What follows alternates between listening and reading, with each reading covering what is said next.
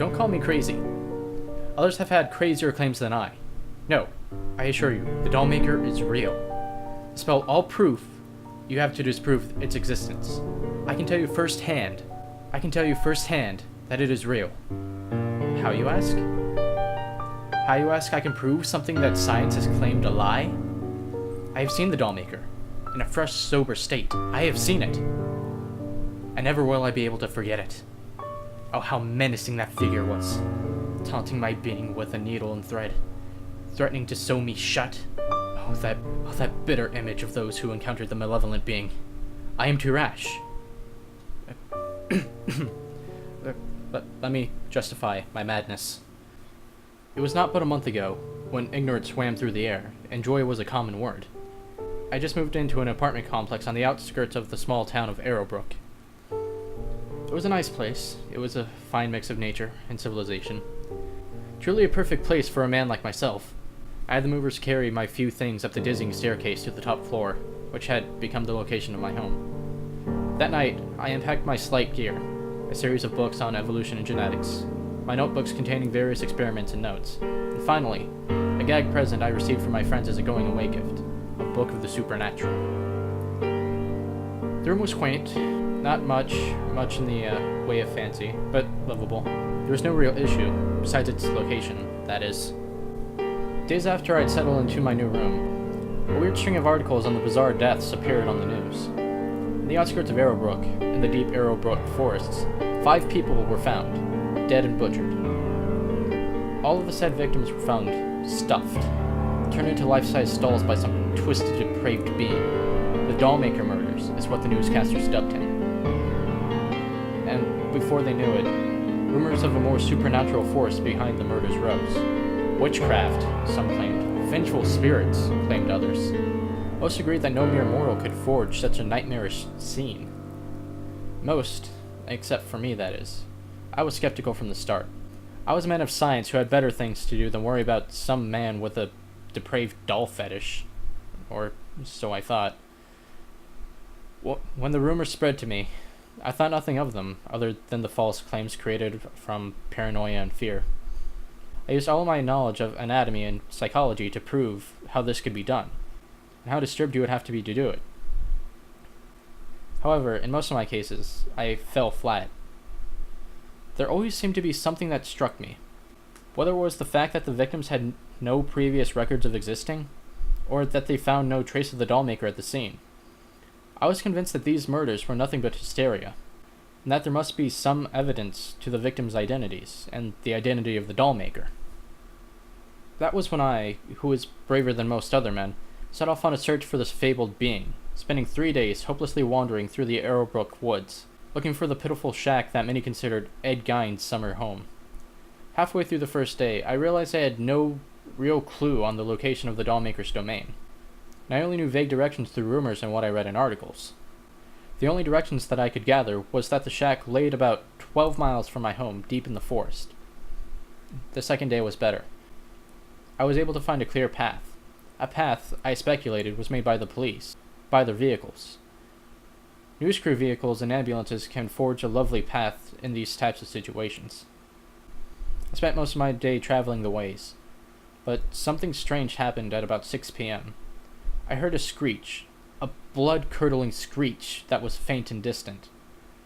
My head swam with images of murder and human taxidermy, of a man sewing a fellow human being's mouth closed. I quickly dispelled the thought, for I was a man of science, not superstition. The third day was when things truly took a turn for the worst. I was nearing the shack. I could feel it deep within me. I could finally dispel all those dreaded, nasty rumors that spammed my ears for weeks. With glee, I sprinted down the path of overgrown and pressed down mosses and broken tree branches, till I reached a cloaked figure, standing in the path. Who it was, I did not know. I could barely even tell its gender. Its skin was pale as moonlight, and its face was obscured beyond recognition. It wore a black dress, although it had no sign of a figure. The thing just stood there. I stared at it, and I could feel that it was staring back at me. Time stopped, and fear truly began to sink in. However, I stood my ground, staring down the thing. Calmly, it just seemed to turn around and walk away. I just stood there, staring into the same place as before, staring into space and nothing, reconciling what I had just saw. My first thought was that it was the doll maker, but I quickly dispelled these thoughts, and simply thought her to be a foreign woman who was exploring the Arrowbrook woods. Then the thought occurred. Why would a woman in a morning gown be in the center of the forest? And why couldn't I make out her face? These thoughts I shrugged off and continued my venture. Later that night, at midnight, my skepticism was shattered.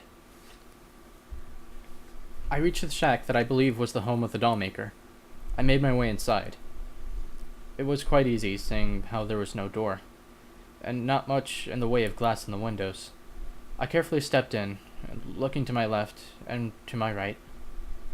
I still had a great amount of doubt within me on the existence of the doll maker, but after a while, even the rumors become possible to a mind like mine.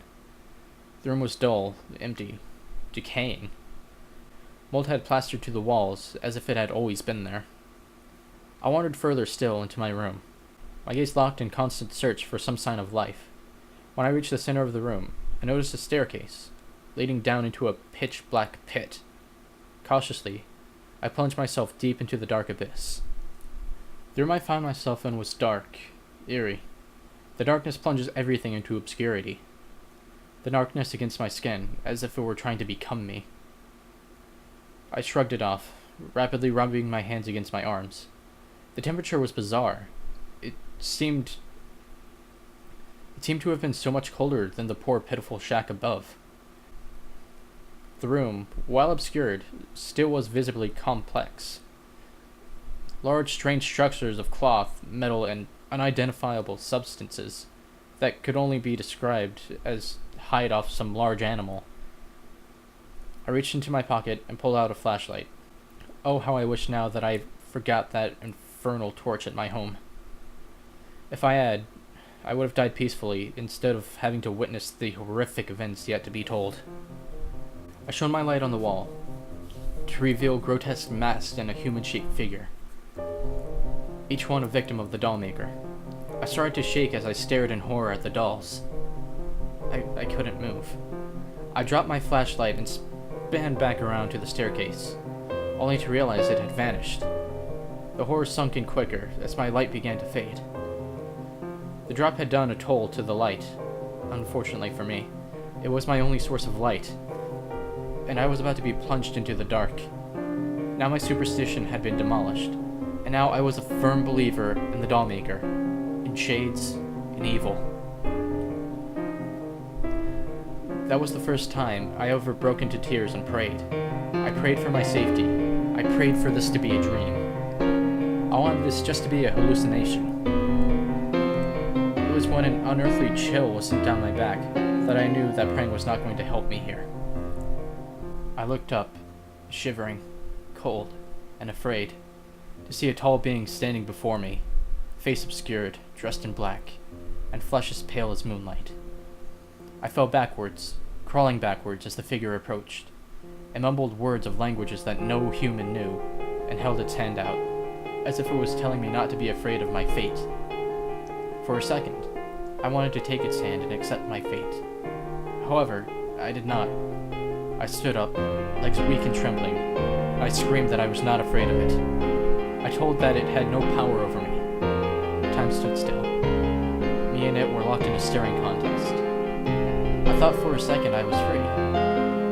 I was wrong. The creature did not kill me. No, that punishment would have been lenient. Instead, I witnessed the doll maker doing its horrible deeds that I cannot recount in this recording. The scene was beyond graphic, beyond shocking, beyond disturbing. The last thing I remember, I was in a hospital bed, being held down by several people screaming, "The doll maker is real!